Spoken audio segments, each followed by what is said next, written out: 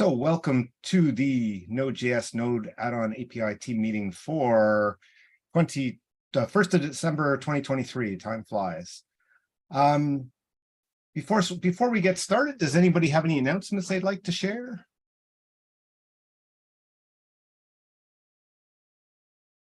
If not, I will get started. And I see, Jonathan, you've joined. I did try to promote you, so if you want to join as a panelist, feel free. Otherwise, if you just want to listen, feel free to do that too. I will bring up and share my screen with the repo.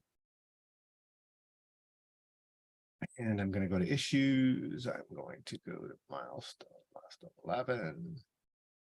So I think we asked if there's anything new or announcements.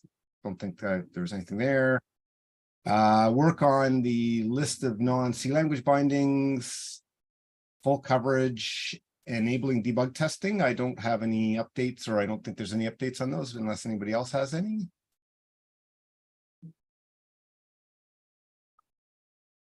Okay, if not, then I'm going to dive into the stale issues and see what we have there. I think we only have that one. I know that's sort of low down on the priority list, so unless anybody has an update on that, I think there's nothing discussed there. Is this by any chance the example that I landed? Let me take a look. I was thinking Vladimir was going to take a look at one, but maybe if yeah, this is different. Yeah. Oh, this is the proxy thing, right? Yes. Oh, okay, yeah. This is different. Never mind. Okay. Yeah. Yes, I did example on plain Node API and still kind of pending with C++ Node API, but I have doubts like in terms of I really want to kind of make it better, but don't have time to work on it. Yeah, no worries. Yeah. Thanks for being willing to keep it on the list. It's good. Okay, so then we can, I think that then says, let's flip over to the issues in the repo itself. And in there's just this one pull request. I know, Gabriel, you're looking at this. We discussed it. Yeah, this is blocked on core. Yeah, okay. I've got a PR in core that should enable this. Okay. I'm looking at the issues. I don't see any new issues for a while. Is there anything that anybody has that we should chat about? In this repo, I just have Okay, that one I'm PR. Flip over to the other one then.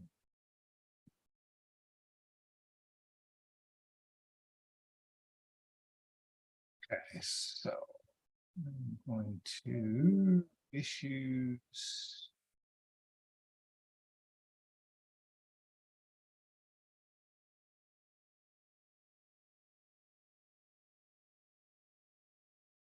So is this the one you were mentioning, or is there a different one? Yeah, the first one there. Okay, so we'll start with that one. Yeah, it's pretty straightforward. Just a little bit of documentation about the feature flags and then the feature flags themselves for the current incarnation of an API experimental.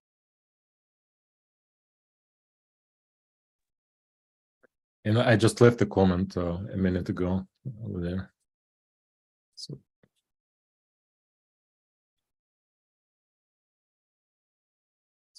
Okay, it does seem pretty straightforward. Let's go ahead. So I basically kind of proposing what if we make one step further and make this feature flags to be actually actionable, so we can actually make them on by default, but if somebody defines them as 0, so they'll be disabled this experimental feature. So imagine we have an API experimental, and API experimental can consist from one or more experimental features, and developers can opt out of some of them temporarily. Obviously, as soon as we say like all these experimental features goes to the next version, people not able to opt out anymore. But at least if they don't want to accept all experimental features at once, but kind of do it one by one, because it may require some code changes on their side. Right. That's yeah. Isn't this what we're gonna do with the other one? We're gonna have an opt out, because the thing is, like, the purpose of this PR is so you can distinguish different versions of an API experimental, basically, right? Like, is this an API experimental as it was like two years ago, or is it an API experimental as it is today? And the presence of a feature flag tells you which one it is. But you're right, we should also have the ability to opt in and out. But I think that's different than this. Although I called it wrong. I called it like opt out. That's actually bad now that I think about it. Or wait, no, I didn't. That's the other PR. Sorry. This is Node API experimental has this, has that, right? So Right. so it has it. Whether you want to use it or not, that's your business. But this tells you that it has it, right? And so the other PR has a thing that says like Node API experimental, no GCN opt out, right? And if that's defined, then even though you've set an API experimental, you're not going to get that feature. And so the two together will have that. And so are you saying that we should also add opt-out stuff for what we currently have on main? Because I can add it. Yes, I was thinking like instead of having two different macros, what if we have one macro? It's Right. kind of similar to what think about like in C++. Then they introduce new features. They typically have special flags, like saying like, oh, you can actually test if, for example, your implementation of C++ has certain feature. And typically, I think this it's a predicate effectively. It can return you 0, 1. Yeah. And depending on this result of this predicate, you can make this decision. What I've read, if we just introduce this present, if macro is present or not present, it will actually not allow us to reuse the same macro to this on and off. Yeah, I'm trying to wrap my head around what you're saying. So like one macro has to be defined unconditionally.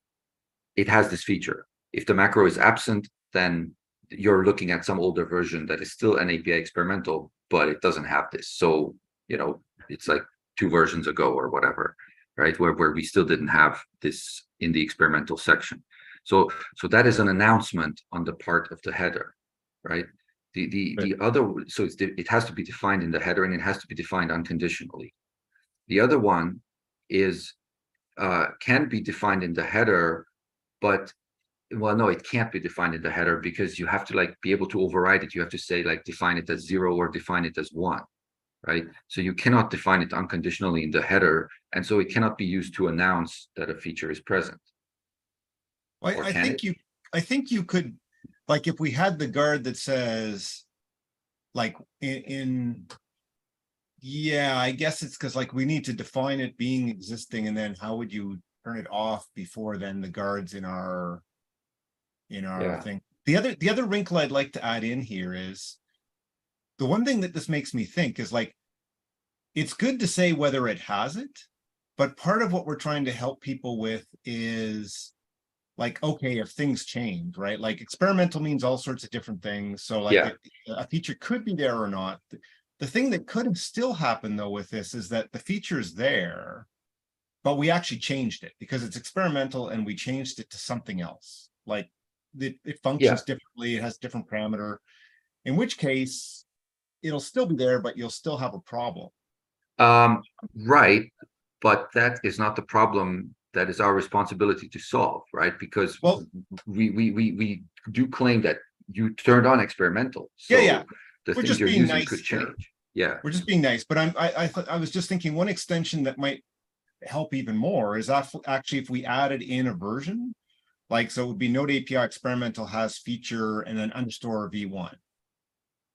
And then if we actually change that experimental feature in a way that actually makes it like function, like would break people, we could change that to v2. Yes, and they would detect that. Well, but I mean, yes, we could, but they still need to change their code because we no longer have v1. Now it's right, v2. but they would get the error that says like, hey, actually, wait a minute. These are preprocessor flags, right? So if it no longer has the flag v1, or I'm sorry, you're saying it's a flag and it's set to a number, right? Well, it'd be Okay, like, it'd be exactly what you have. Node API experimental has underscore feature with, XYZ underscore V1. And then if we change that same feature to something else, it would become V2. But And then that- it no, but then all of a sudden everybody's code compiles as if the feature were absent. Right, but the reality is that otherwise it would potentially compile, but then not work properly. Okay, but isn't that the point of experimental, is to compile with the feature and make sure that, it still works? So you're basically kicking people out of experimental at that point, potentially without their knowledge, if they don't pay close Yeah, attention okay. to So how I we see. change the Yeah, flags. I see what you're saying. We just want to say like, yeah, they want to use this feature and whatever it currently looks like. Okay, so yeah, never mind on that one then. Okay. So, but I think it was back to then Vladimir's suggestion was, could we make it so that like this is both an announcement that it's there and you can override it to disable it being there too. Yeah. I'm not sure how to do that without redefining the preprocessor macro. Because like you have to define it unconditionally in order to announce that the feature is there, right? Right. If you And think about people's code though, like if they're writing code guarded by that, then they could just redefine it afterwards, couldn't they? only if it's absent, right? Right. Like When we define our feature, we can just simply say if not defined, then we define it to 1 by default. But if somebody can define it to 0, so we can actually. yeah, but the okay, and then let's say this somebody compiles against an old version and they set it to 1. The old version doesn't care if it's 1 or 0. It's their code is going to break because they set it to 1. Their code is going to be compiled as if the feature were present, but the feature is not present because it's an old version of the headers. So their code is going to fail because Node API post finalizer doesn't exist as a function. But what if they undeffed it? Yeah. Like basically we would define it and then we would also use it as a guard in the header file. So when you include it, it's like, if this is defined. Oh wait, okay, this is good. I know the compiler complains if you obliviously redefine a C preprocessor directive, but I'm not sure how it reacts if you undef something that isn't. No, actually that'll fail, right? Because it'll say la is not defined. You cannot undef something that is not defined, if I'm not mistaken. And also, I think we can. But wait, if def undef, right? Right. Okay, yeah, that's not bad. I think, Vladimir, that's the solution, right? So first you define, and then if def undef. Oh, but wait. Yeah. Okay. I think the only difference in what we define here is that we say that we will guard, in addition to guarding with NAPI experimental, we will also guard the define. But wait, no. It will not work. No, it doesn't work. Okay. Yeah. No, that doesn't work. Yeah, even exactly. Using macros will probably to opt out from the feature. Using macros will be not enough. We need somehow to change behavior inside of our code depending on this macro. So technically, we need to have these feature bits to be passed at runtime, depending on these macros, right? Like it's much more. We're effectively going back to kind of very similar idea about these feature bits we discussed before. Yeah. I think like for experimental, it's like, again, it's still like opt in or opt out. And we're talking more about them accidentally using something, right, that they didn't intend to versus. Yeah. And so I think this is a good step to sort of make it so that you could manage the fact that experimental features may or may not be there. Yeah, depending on the version, at low cost and effort for us, right? Yeah. So idea what Gabriel, you have effectively for each feature will have two different flags. One is that we have this feature, and another one if people opt out from this feature, right? Yes. Yeah. I guess the question like, is it possible to use one and your argument against it? If people just simply define this has feature to 0, it would work. But if people ever define it to set to 1, they'll screw the whole mechanism, right? Well, if they define it to 0, then they're going to get well, no, they're not going to get an error because we can soft define it in our headers. But if they define it to 0, or that like if they can define it, then it messes all up their checks, right? Well, let me think. So, okay, so our header would say if and def node API experimental. Well, I'm not going to say has because you cannot define whether. Well, no, yeah, okay. Let's just go with this nomenclature for simplicity. Okay, so number if and or hash if and def node API experimental has node GC env. Number define node API experimental has node GC env 1 and diff, right? And then lower down lowering the code, you say number if def inside the NAPI experimental block. In the code, you say number if def node API experimental has node GC env, define node API post finalizer and diff. And so then normally if they don't do anything except turn on experimental, then it's set to 1, and they're going to get node API post finalizer, and that's it. Either way they're going to well, no, yes, and they'll get the runtime behavior because the node API version is going to get set to 2,147,000,000 blah blah blah, right? Okay, if they define an API experimental and they define this thing as 0, then the if and def is going to kick in because it's going to be false, so it's going to stay 0. They're not going to get it. Yeah, okay, yeah, that works. Yeah, so the key is that we do not unconditionally define this. We conditionally define this has thing for each feature to 1, and then that serves both as an opt-out and as an indication, right? Because if in their code they just say if def blah blah blah, then they can detect, right? Oh no, wait, no, I'm sorry. The whole thing falls down. If def equals 0 or something. No, the whole thing falls down because our code says if and def thing. So if it's not yet defined, then define it. But it would have to do a check against. You could make that work, I think, if it was like if def, like if this thing equals, if this I don't know if there's an if. We don't want just if def. We want like this macro. Oh yeah. Particular value, right? Like because we could. So then if they define it at 0, we would just leave it at 0. If it wasn't defined, we would set it to 1. Oh yes, of course. Yes. If it's equal to 1, then it's Yeah, exactly. Yeah. So for the purposes, yes, you're right.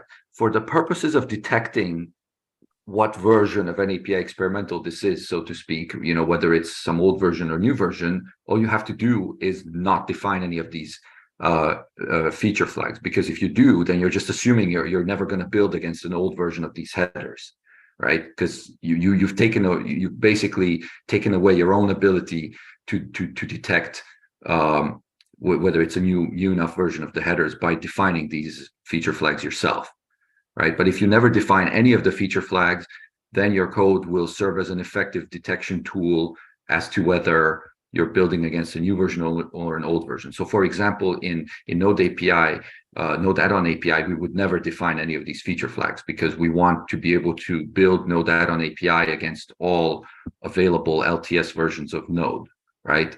and the older ones will not have any of these feature flags, whereas the new ones will.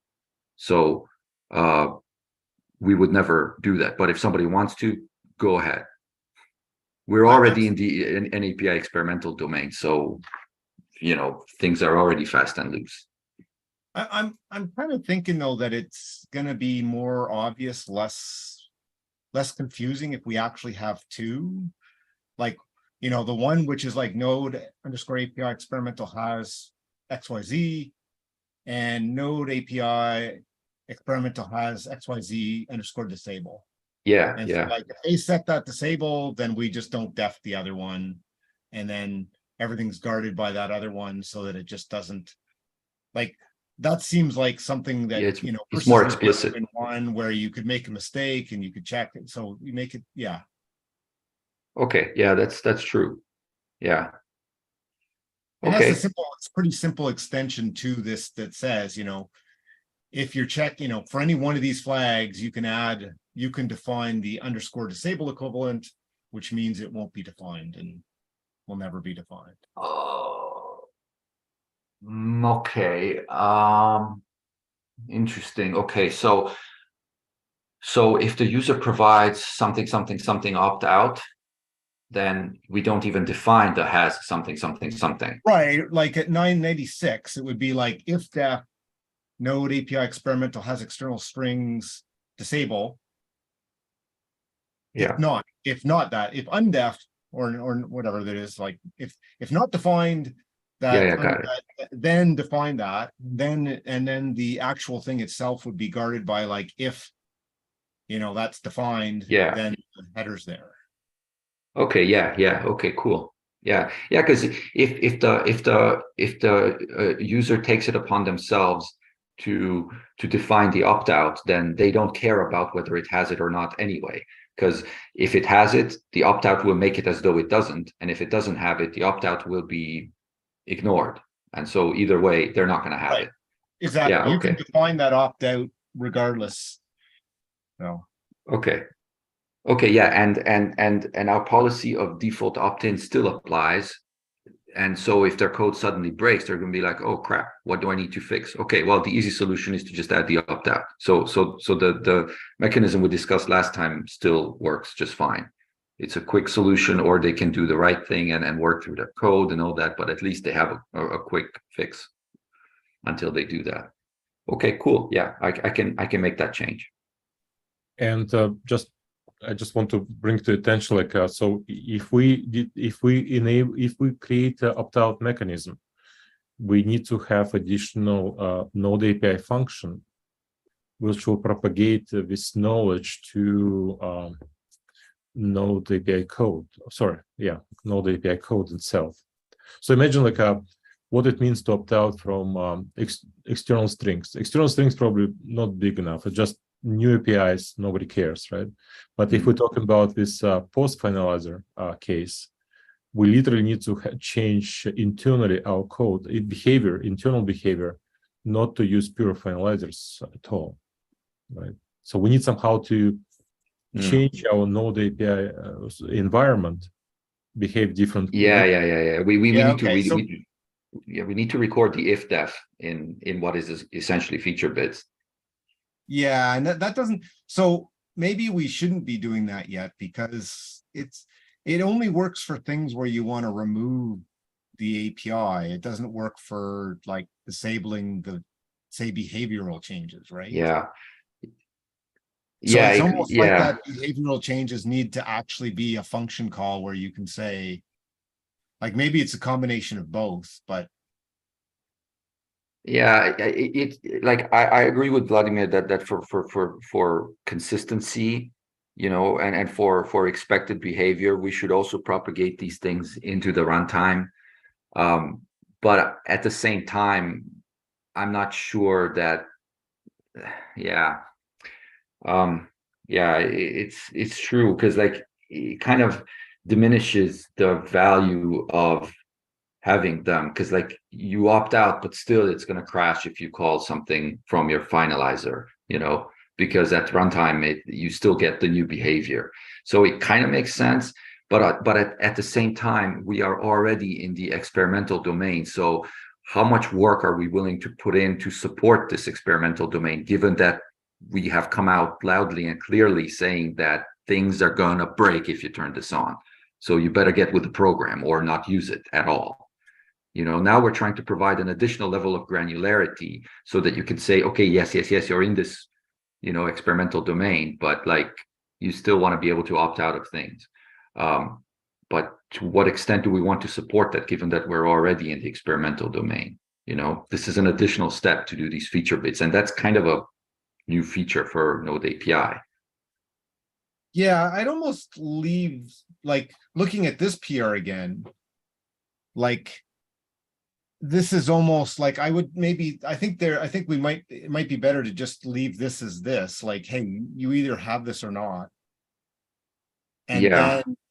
And then like separately look at because yeah, it's like, I think what I was thinking about just adding in the extra thing, disable, that only works for like whether the API is available or not. And that may not be the most useful part. It might be more useful when it's like a behind the scenes behavior change, right? Because I think that's the one we were talking about, like, well, everybody's going to be broken, right? And so yeah, and they already are, right?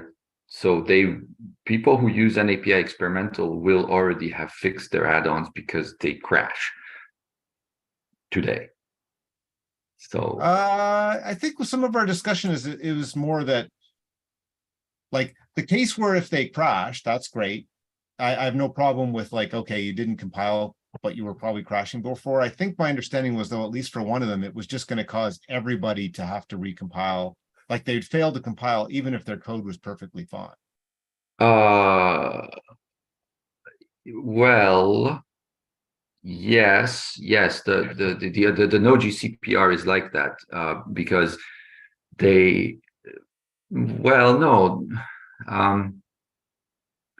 Like, exactly, if you change the API, if you change the API, the signature shape on yes, then everybody's broken. Versus if it's like, yeah, they would have been crashing because they were like actually running code they shouldn't have. That seems more like, yeah, well, now you failed to compile, but that's good because we told you. It's more you weren't doing anything wrong and you have to recompile was the case. I thought, was that's the case with my other PR. Yes, that is the case with my other PR. It's a code cleanup that we are basically forcing on people if they are in experimental. Right. But even though they didn't need to do anything, yeah, that's true. So like in this, I mean, I guess it's back to like in this one, this adds value on its own, I think. And is there any reason not to do this in its current form before we, and defer figuring out the second part to some other part? Yeah, I agree. Okay, that's a good point.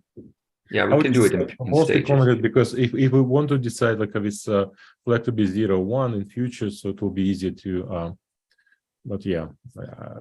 I think if we go with 2 flags, then we can always wrap the definition of this flag in the if def of the other, and that's it.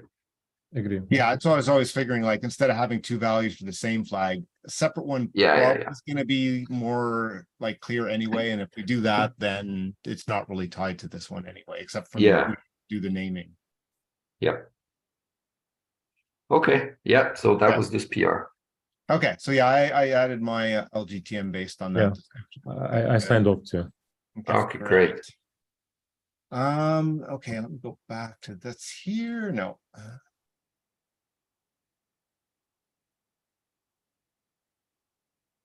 Going back to the list. Okay. There it is. Anything worth discussing on this one? I know I forget who, but one of you two, I think, was commenting on developer did very good progress there, but still like a lot of small things left in unit test and also in comments. So I think I'll try to provide suggestions, but I don't know, it's probably going for a long time. Well, because it's kind of simple thing. I want to ask you advice. Is it okay if I just simply kind of implement some suggestions and just simply kind of point developers saying like, yeah, I kind of meant to ask for this small thing because they did the most work end to end. It's a great stuff, just small finishing touches. But I'm afraid that if I start to comment on every single of them, it will be again like hundreds of them. I guess the question would be like, maybe you could attach a patch to the PR and say like, hey, here's the patch with the nitpicks that I think would be good. Do you mind applying it? Or the other thing too is I'm not sure if you can push, like I could push a PR to this. So sometimes I would ask them like, hey, there's a few smaller things like tweaks. Do you mind if I push a PR? And then you can review that. And I do it in some PRs, like in other kind of repos, like React Native Windows, for example. It's quite often like, especially if we do some complex thing, integrating new React Native version, it's actually several developers will collaborate on the same PR, kind of pushing, because each of us has different areas of expertise, and we helping main developer to kind of taking care about some issues in certain areas. I don't know, but I don't know like if it's good practice to do it in node.js community. Yeah, go ahead. For what it's worth, I believe collaborators, the PR explicitly has a check mark that says collaborators are allowed to push to this branch, which means you are able to push to this person's own repository your commits. So permission wise, it's done. And the other thing is kind of a social thing. Like, yes, you've pushed the commit to their PR, and in the end, since we wish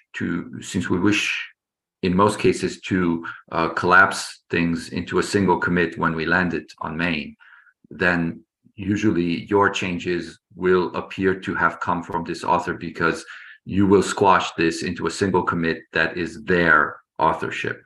So, as a collaborator, this is probably okay because, like, yes, you're going to lose this one small contribution and it's going to look like it's coming from them, but you are a collaborator. You've contributed so much already, So there's this kind of aspect to it. The other alternative is that you land it as two commits, and that's pretty clear. And so the authorship is clear, which one's you, which one is them. So these are kind of the things that come up when, as far as I remember in Node.js, when you have more than one person contributing to a single normally PR. we just collapse it, like review is considered like just building on, unless except in special cases. What might make the most sense is I think you can submit a PR to their PR branch, which basically they could then review and accept, right? So it's kind of a way to say like, here's a bunch of little changes that I think should happen, instead of like trying to nitpick you in the issue. Here's a PR. If you like this, just say accept and it'll show up, and Oh yeah, like a daisy chain. Yeah. So that, from my point of view, I'm not so much kind of worried about my authorship. It's more like I really want this person to succeed. Kind of yes, small things. So at this point, what I want to do, I would just simply kind of add this PR, put in my repo, and just point to my commit, and just simply say like I have a bunch of small things which I believe it's just find some small final touches, and they can actually simply copy and paste, or would just cherry pick. That sounds good. Like, sounds perfect. Rather than trying to convert those into words, right? Like sometimes it's easier to just say, here's what it looks like. Just pull that over. Because they already did a kind of bulk of a lot of work, and it's just I want to succeed, but I just don't want to annoy again with hundreds of small comments. Like Agreed. Yeah. Please remove this backslash from here. Like, please, just so annoying. Nits.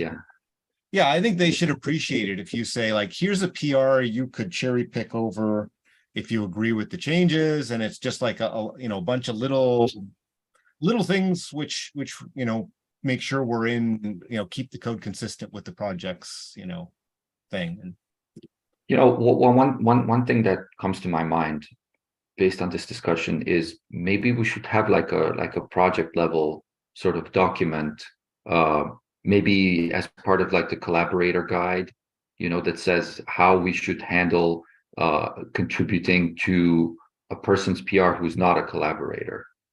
And then we could formalize the process, and then we'd have, some framework to rely on, and then we can, go back and say, this is how we do it. There are some suggestions in there, Okay. but it might be worth like expanding a little bit, like, in there. Yeah. Like it wouldn't say like avoid the whole, I think the tone of it would be like avoid nitpicking it to death, right? But Yeah, like I think, it wouldn't say, if you have a bunch of small formatting kind of things that you think are important, here's an approach you can take. Like Yeah, that exactly. might be Yeah. useful add-in, right? And Yeah. I think the key here is that you commit to somebody else's branch, which contains only their commits. Like, how do we shepherd that through into main? What is the sort of canonical way of doing that for our project? and how kind is of that thing. easy for the person to accept, but it doesn't feel like they're pushed on them, right? Like, Yes, exactly. Yes. And the spirit definitely has to be, like Vladimir said, to help this person succeed and get their contribution landed. Yeah, that's got to be the spirit of it. And then the document should describe the mechanics of achieving that. yeah, let me find the doc itself.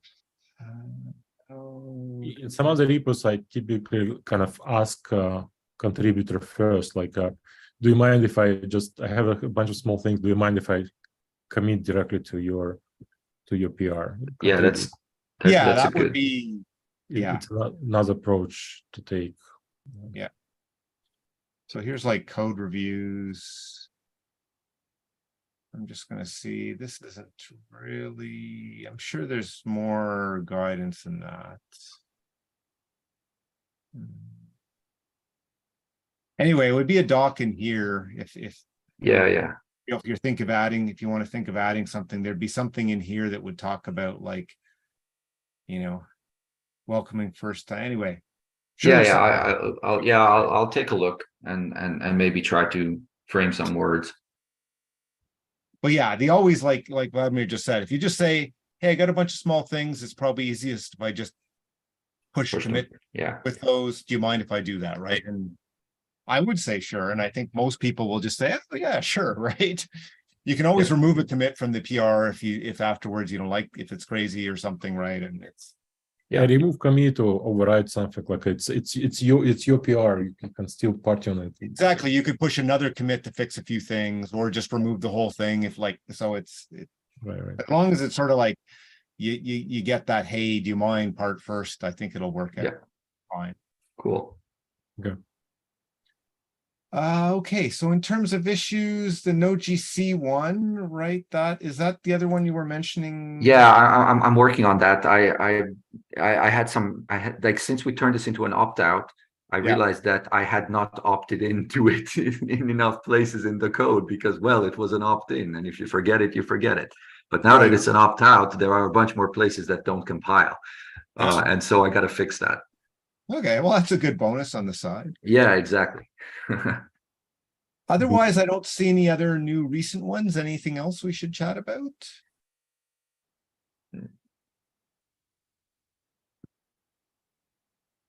Vladimir, last time, right before we ended the meeting, you mentioned something regarding the preprocessor flags, and we agreed to think about it over the next 2 weeks, but it's becoming hazy. Did we cover that with the opt-in, opt-out discussion, or did you have something else in mind? Yeah, I believe so. Like, I don't remember details. So it's again also a little bit crazy for me, but I think it's along the same lines. I think it's we've been discussed about, especially with opt-out, because opt-out is not so easy. We need to really kind of propagate some bits inside of our code. Yeah, if we want to make it consistent, yeah, that's fair. Well, okay. Since we're going to have the opt-out for this Node.js PR, should I do the bits thing? Well, it's like, how were you going to make that work in the first place? Well, oh no, wait. For me, oh yeah. Never mind. For me, it's okay, because if you opt out of it, then it's going to compile as it would if you didn't even have this stuff, because it's compile only anyway. Yeah. Okay, Right. so it doesn't It's not apply. a runtime thing. Yeah, you're already crashing. You're gonna crash sooner because you're gonna crash during the build. And B, and this is the more controversial part, you're gonna crash even if you didn't do anything wrong and you weren't crashing at runtime before, just because the code has become more pedantic. In which case you have this easy opt-out, drop it into your code, and that's it. That's the only change you have to make. You don't have to like rework your entire code base. So yeah, okay, never mind. The feature bits thing is not yet on the horizon for now. And actually also kind of brings another kind of philosophical question, like say your feature depends on the feature of this like pure finalizers feature. So in some sense, we need somehow to express dependencies between the features. If we implement these feature flags, Right. it just becomes so easy, so Well, Yeah. yeah. Well, I mean, yes and no. You're right. You're right. But I don't think it strictly depends on it. Because if you don't have the finalizers and you turn this on, then you're essentially going to prepare yourself for turning on the finalizers. And when you do turn on the other feature, your code will already be ready for it because you've already reworked things because the compiler told you to rework things. So, like as a part of this pure finalizers, I'm introducing this post finalizer, yeah. which will be disabled if this flag is not on. But so if you enable your feature will be not. Yes, that's right. Yes. So you'll be like, okay, so I need to turn that one on in too. Yeah.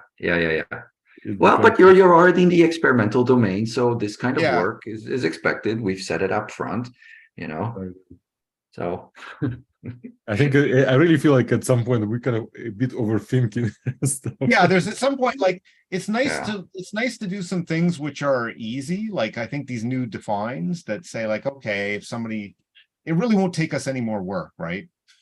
But like, yeah, there's an easy place where we start to pull the ball of yarn and like the whole thing unravels. So it's like we want to stop before then, right? Because I know for a fact that having these has this and has that flags is going to enable us testing Node add-on API in both stable and experimental mode across all supported LTS versions. And I think that's a pretty good value. Yeah, definitely. Yeah, if it's good for our own testing, then absolutely.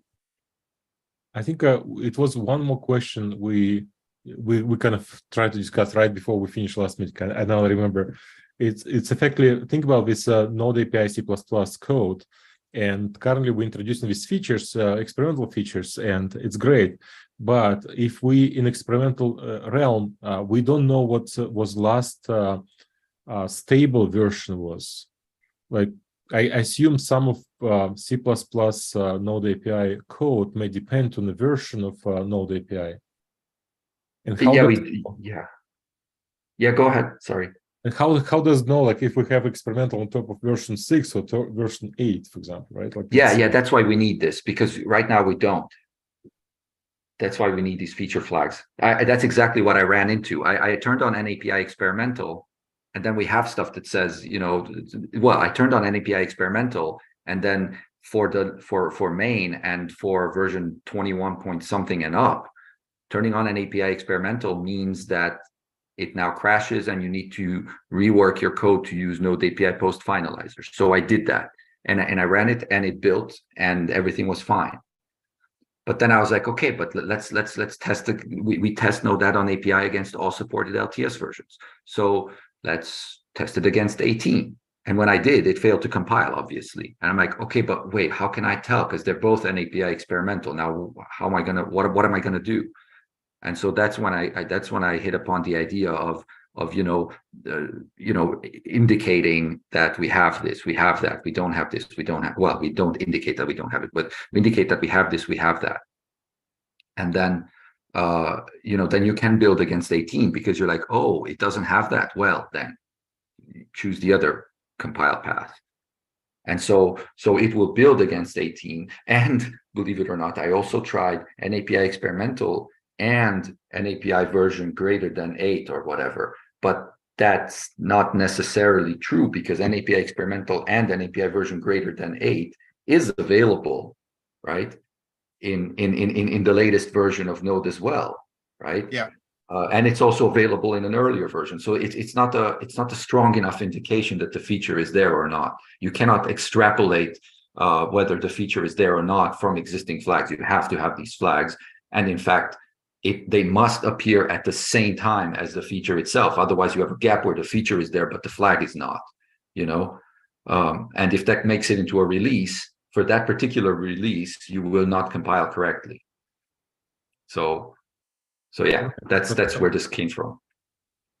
Right, I agree, but what I'm kind of failing to understand is actually how Node API C++ code can recognize if we say in experimental mode, what kind of this specific node.js version provides, like does it provide Node API version 8 or Node API version 9? Like, because if it tries to use some function from version 9 while being experimental, this code will supposed to fail to compile on maybe older version of node.js which don't have Node API version 9.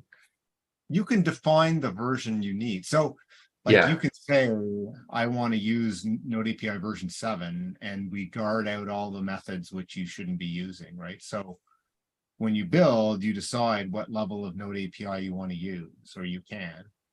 Yeah, but if you experimental, you pretty much says like I'm using latest and greatest. Yeah, if you said experiment, and that's like we don't promise you anything. If you say experimental, it's up to you to figure out whether it's going to run on your versions or not. This thing that Gabriel's adding will help a little bit, maybe, to let you do that a little more easily, but still, it's not something we're promising.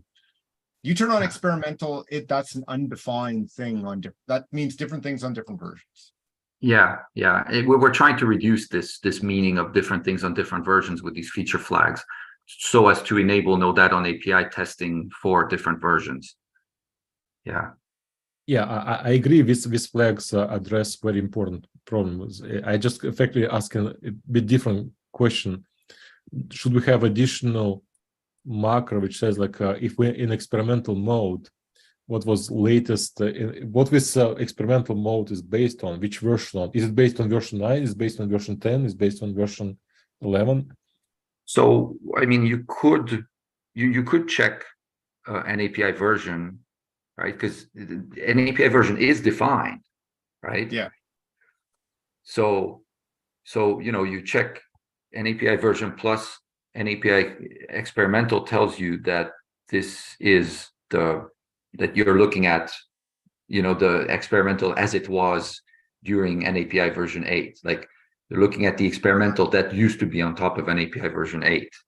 But really what you could find out is this is what experimental looks like today for node X, and which is the current version of Node API. So it's almost, you pretty much need the version of Node, the default, like the current version of Node API, at least that, because again, experimental may be different, and it could even be different tomorrow, right? Like even though you've got Node 20 and Node API 9, experimental today could be completely different tomorrow. Yeah, we might remove a feature, or we might add a feature, or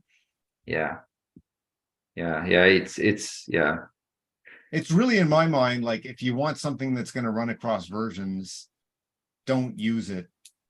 Like don't use experimental, right? Use the one of the defined versions. Otherwise, the bets are off. We can probably make it easier, and it's good for us in particular. Like Gabriel says, if we can actually test in the different configurations, then that's good. But effectively, what we'll be doing is testing in a way that maybe just doesn't test things on older versions versus making sure it all runs, right? Yeah. Okay. I think it's still kind of very good step with these flags. Okay. So let's manage the complexity one twist at a time. Yeah, right. Like just for our own testing, it's going to give us the ability to better test things, which is good. Yeah, that's what I'm hoping. So so then for what it's worth, then once we have this, I can start to rework Node add-on API to make use of this, and then I'll probably expand the test matrix for the GitHub actions for Node on API to do experimental for 20, experimental for 18, and experimental for current, I think. And then, yes, unit tests will take a little bit longer on GitHub, but I think it's worth the extra exposure before we even hit our CI, you know? So it should be like a canary kind of thing. So yeah. Good. Okay, yeah, that's I think that was it for me. Okay, anybody else have anything we should chat about? Not? Well, thanks for everybody's time and contributions, and we'll see everybody in GitHub and next time.